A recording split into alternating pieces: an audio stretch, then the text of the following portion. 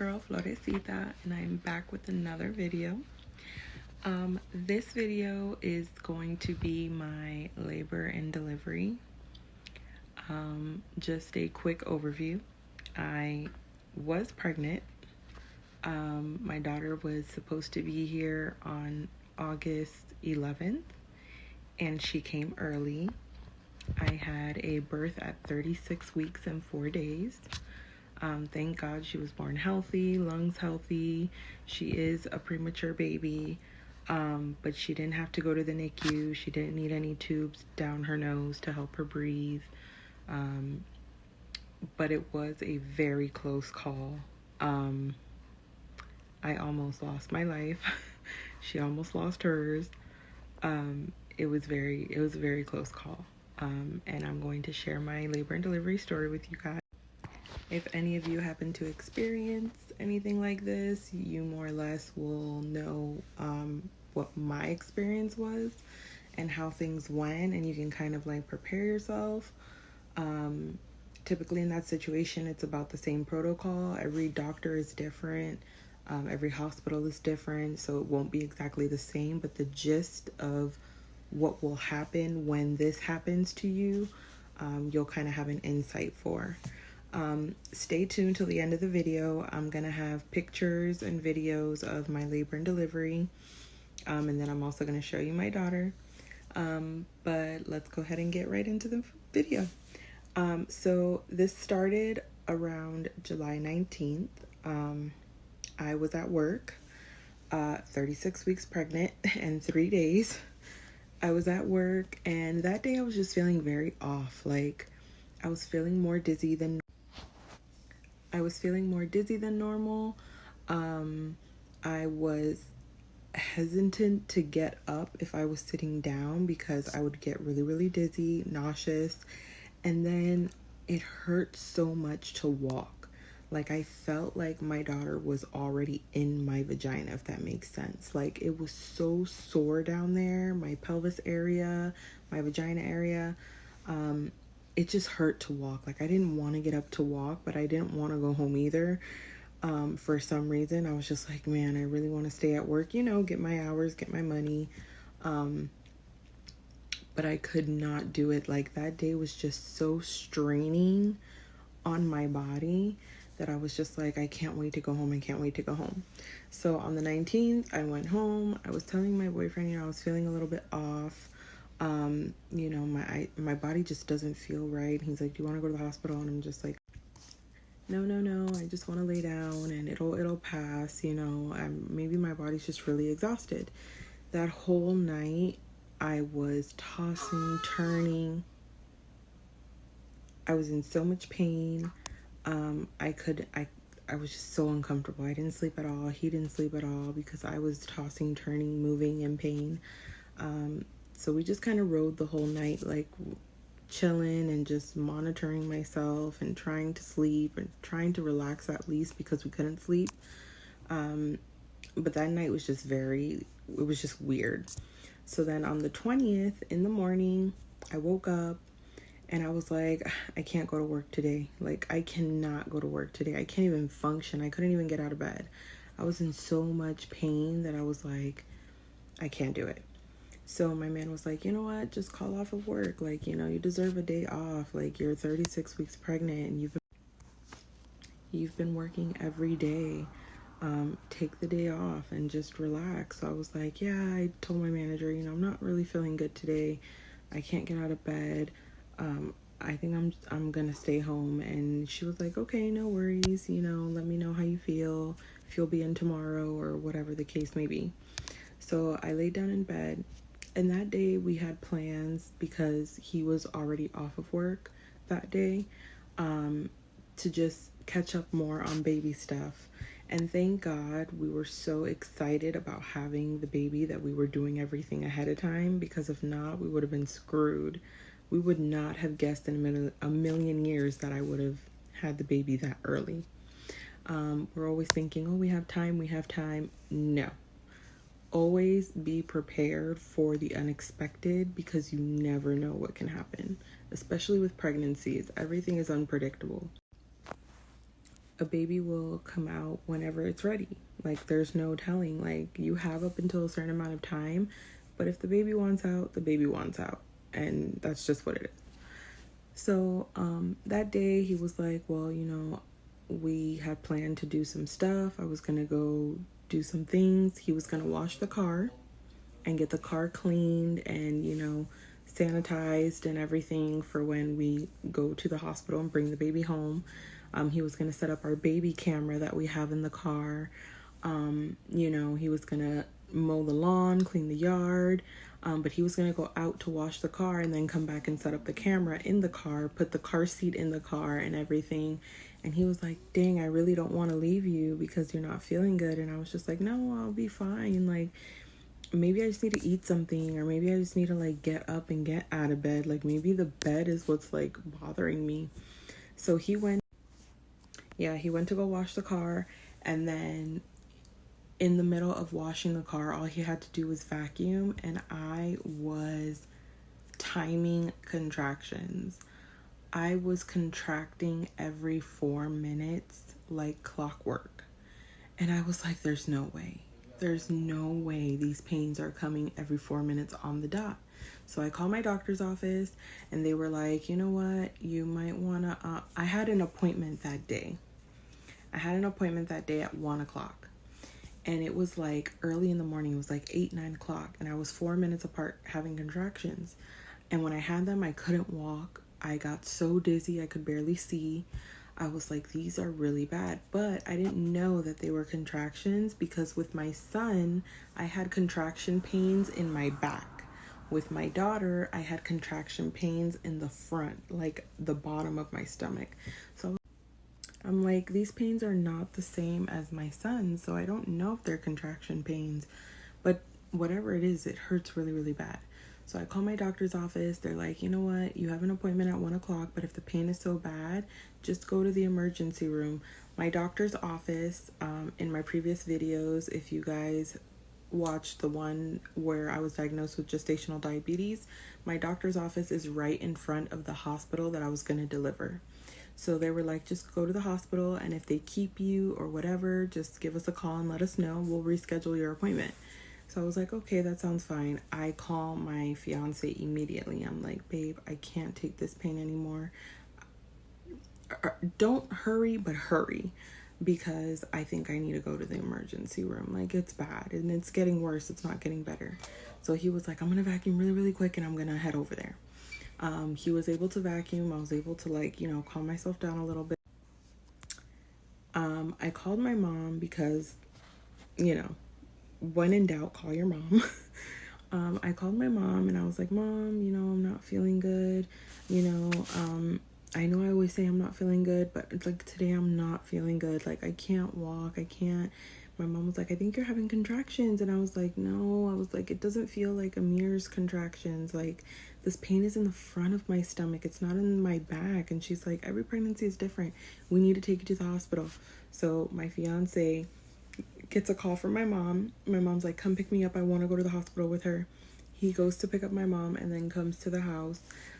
I get dressed. I was able, you guys, I'm such a beast. I was able to take a shower, wash my hair, and blow dry it and straighten it, just in case I was going to have a baby that day. So I would look at least a little bit presentable, and my daughter doesn't. Like, I didn't want pictures, videos, and I definitely didn't want my daughter to come out like, who are you? So I was able to get myself together. Like, you see me now. I had my hair straightened, no makeup, but I did, wash my face, cleanse. I did my eyebrows so I didn't look like a bald chicken. And then I was able to, right when I was done getting ready, my fiance and my mom pulled up. I was able to get in the car, and then we go to the hospital. So once we reach the hospital, they send me directly upstairs to labor and delivery. They put the monitors on my stomach. They could clearly see that I was having contractions every 4 minutes. The doctor that I wanted to do my scheduled C-section was there that day. They have different doctors on rotation, but I wanted a specific doctor, and they were trying to get me scheduled for her. So I wanted my daughter to come out on August 11th, and they were trying to schedule me with the doctor that I wanted for August 8th. And it was a back and forth. And I was like, dang, man, I don't think I'm going to be able to have this doctor deliver my baby. And I really want her to. Like, I like her. But it was just like an ongoing situation. We don't have the 11th. She hasn't verified the 11th, but we do have her for the 8th, and we can put you on for the 8th. I don't want to have my daughter on the 8th. I want to have my daughter on the 11th. It was just a back and forth. And by the grace of God, that day that I went into the emergency room with pain, the doctor that was there is the doctor that I wanted. So I was like, oh my God, like everything is lining up. Like today might be the day. Like it's just, the coincidences are just, it was crazy. Like I can't even explain it. So the doctor comes in and she was like, hi. She was like, you're having pain. We're monitoring you, and we're monitoring the baby and the heartbeat, and your contractions. And, it looks like you're having contractions every 4 minutes. We're going to check your cervix. You guys, my cervix was closed. I was having contractions and my cervix wasn't even open. Like, it wasn't even close to being open. She was like, your cervix is all the way back there. Like, I don't understand how you're having contractions. So they started monitoring my blood pressure. And when I tell you guys, my blood pressure was so high. I was like 160 over 90s. I was 180 over 110. Like, my blood pressure was through the roof, like almost fatally high. And they were like, so all the symptoms that you're having, and with your blood pressure being this high, she was like, it looks like you're having pre-symptoms of preeclampsia. And I'm like, preeclampsia, what is that? I've never heard of that before. I've never been diagnosed with that before. I've never known anyone to be diagnosed with that before. And I'm not a doctor, so don't quote me, but the way my doctor explained it to me is that preeclampsia is when you have contraction pains without your cervix being open, and that's usually caused to high blood pressure, or caused from high blood pressure. Now, with my blood pressure being that high, my daughter's heart could stop at any moment. I can have a stroke, or I can have a seizure. So the best option is to separate me and the baby immediately, just so neither one of us undergo any fatal complications. So she's like, we're going to monitor you for another hour. We are definitely going to admit you for tonight. And if I decide not to deliver you tonight, we're definitely going to deliver you Sunday, because with your blood pressure being this high, there's no point in you, keep going on further in your pregnancy, and then something more complicated happens. So I was like, okay, I'm either gonna have the baby today or I'm gonna have the baby Sunday. Either one was still like too soon for me.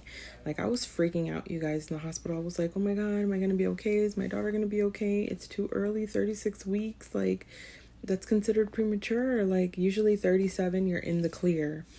And I was like, oh my God, I'm only 36 in 4 days. Like, they want to try and make me hold out for 3 more days. So she's 37 and her lungs are fully developed and I'm in the clear. But it's dangerous, and it's getting more dangerous. And it was just crazy. My fiance was freaking out. He was like, I don't know what's going on. He was like, but the way she's explaining it is just, it's scary. Like, it was just all scary. Like, nothing she was saying sounded like unicorns and rainbows. It was like, this is bad. This could be worse. This can get worse. We need to immediately, like, the words that she was using, the vocabulary she was using was just freaking me out, freaking my mom out, freaking him out. And not to knock the doctor, again, the doctor was amazing. Like, I love her. I wanted to have her deliver my baby regardless of the situation. Just thank God that she was there that day.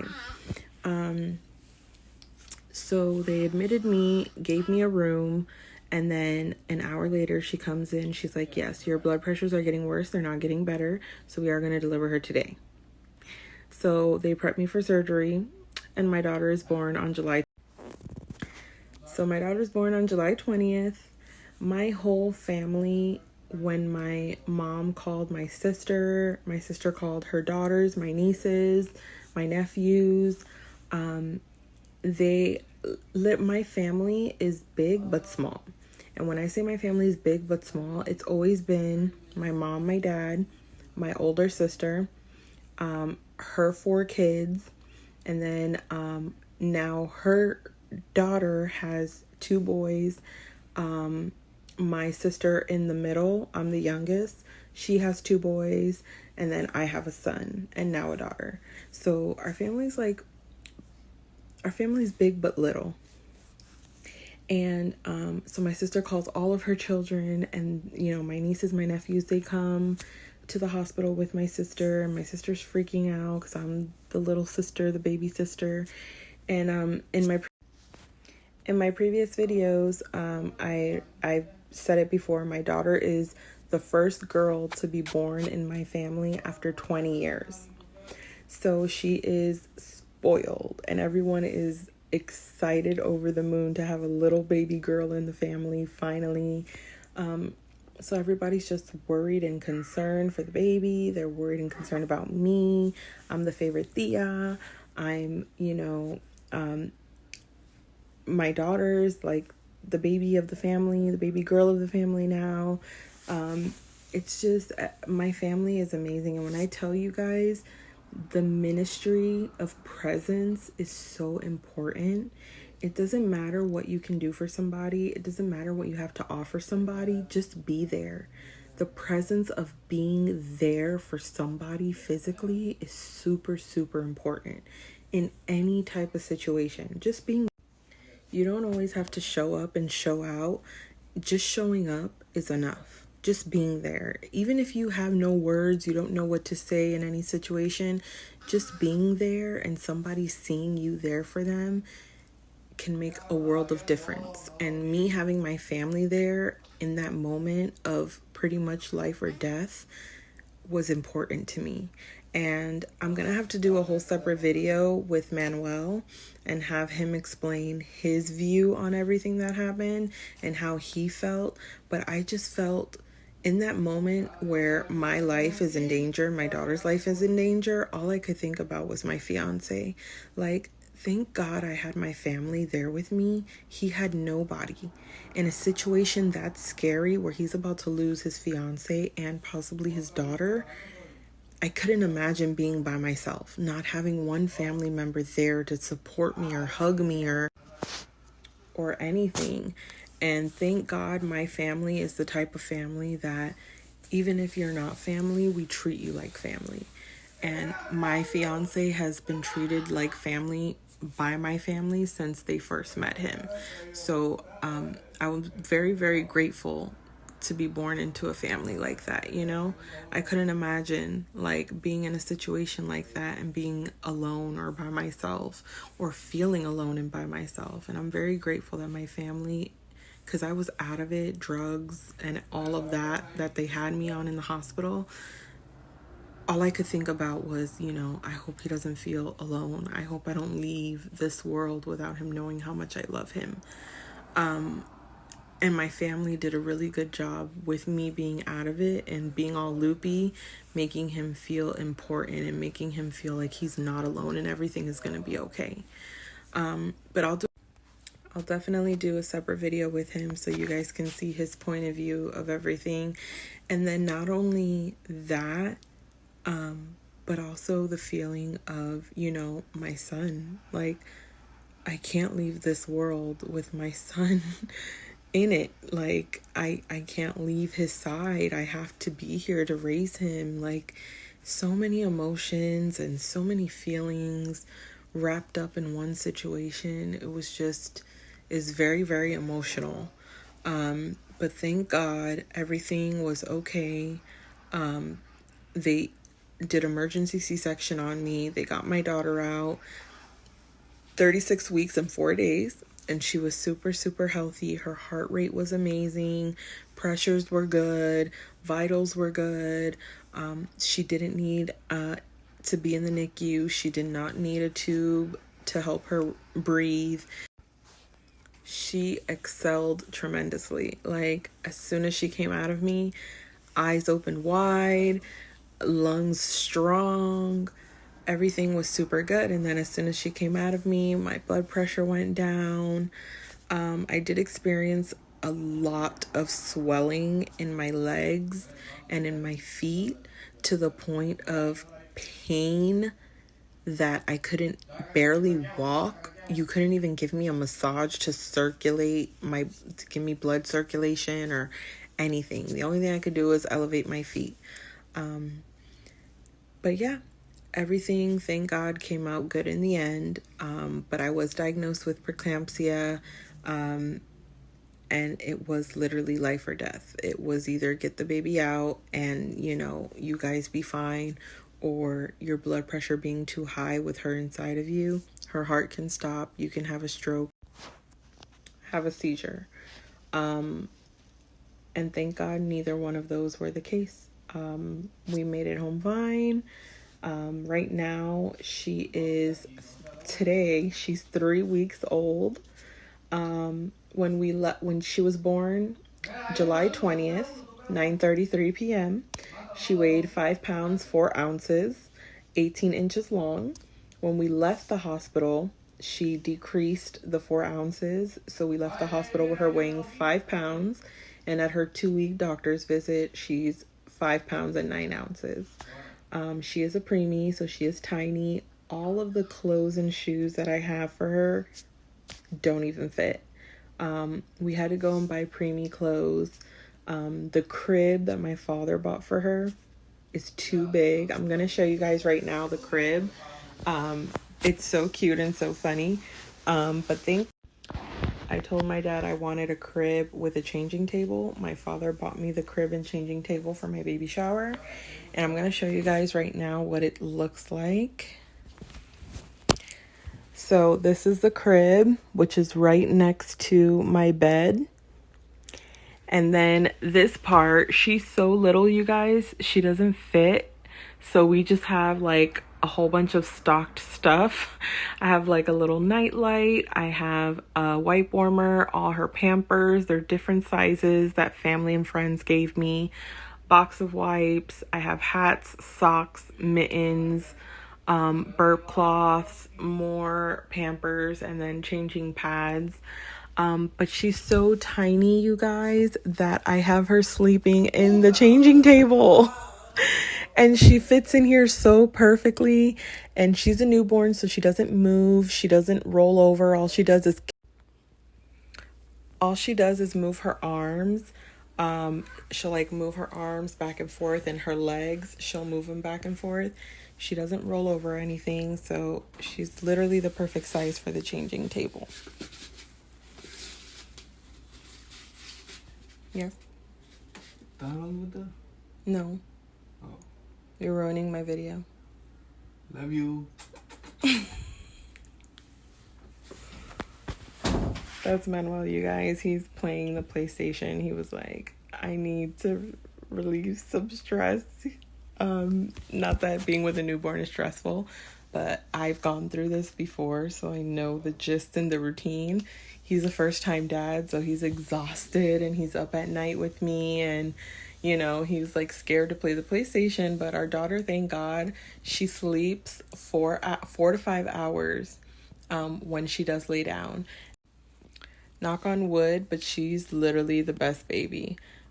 Just like my son, when he was born, she doesn't cry. She'll get a little fussy when she's ready to eat or needs to burp.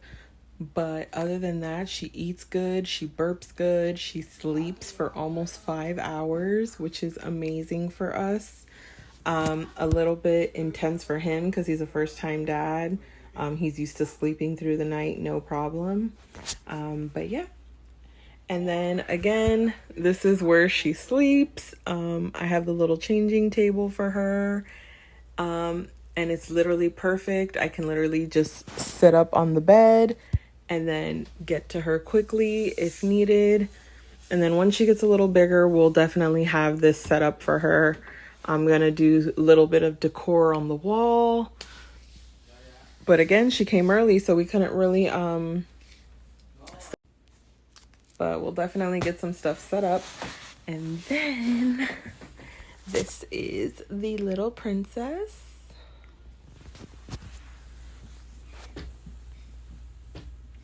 This is Miss Amaryllis Campos. 3 weeks old today. Happy birthday, mamas.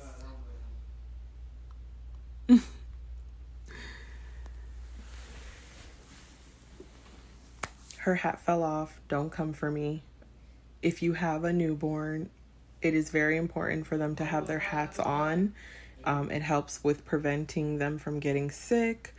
But her hat fell off, so I'm going to put that on right now. But that is her, Annalise. She is the best. The best. My family and my fiance's family have been super supportive.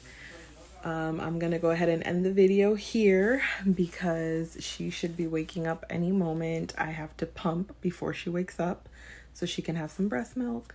And yes, I will do another video with questions and answers on my labor and delivery story. Since you guys have my version of it, you guys can ask any questions you want. I'm open to any type of questions that you guys would like to answer.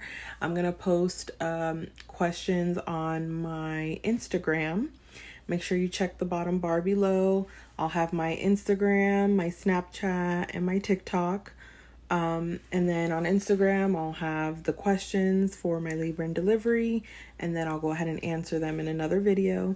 And then I'll do another video with Manuel so you guys can get a dad's first time point of view on a situation. But yeah, a dad's first time view on a situation like that, especially being a first time dad and not having family, you know, just your girl and her family and what he went through and what he experienced and his feelings on everything. And then another video, we'll post questions and answers for both of us together. I love you guys. I will see you in another video. Be safe and see you soon.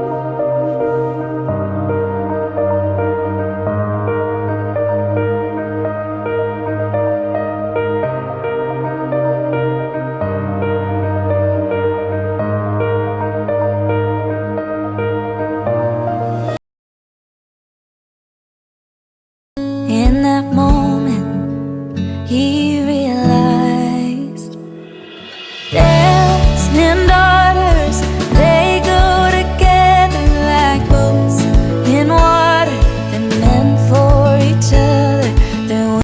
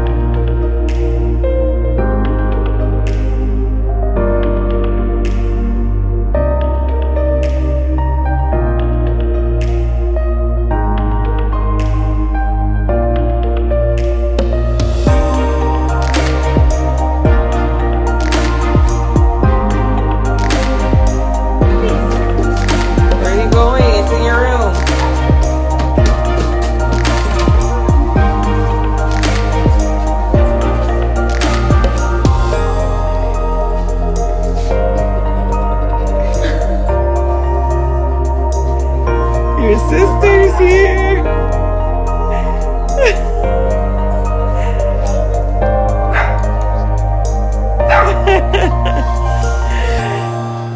You're a big brother officially now.